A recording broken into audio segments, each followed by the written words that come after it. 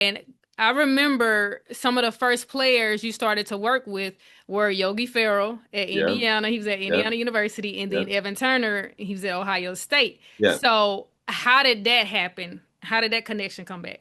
yeah. So Evan Turner, I was working with him in high school. He goes to Ohio State, and then he gets drafted after his sophomore year, number two pick.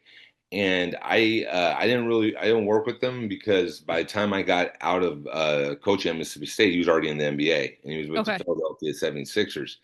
Um, was interesting in 2014. He got traded to Indiana.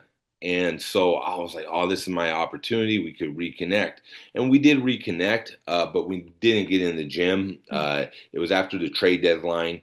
And so, but I would go to the games and, he would give me tickets and all. And we had a good relationship. But so I didn't get a chance to work with them at that moment.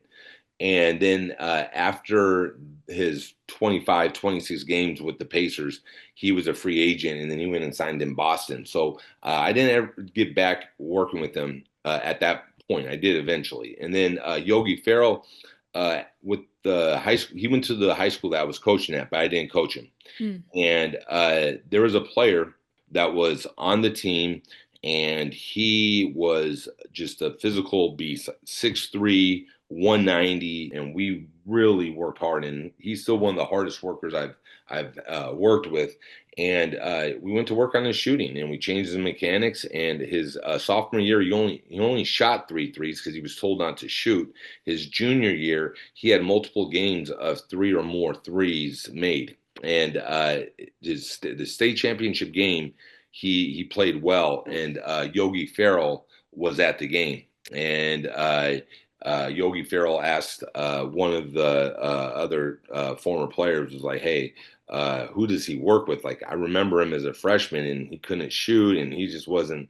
He wasn't as good as he is now, and they said he's working with Joey, and I got connected with them after that. And then one summer night, Yogi and I were working late. It was like 10, 30, 11. We got done, and I get home, and I hadn't tweeted in a long time.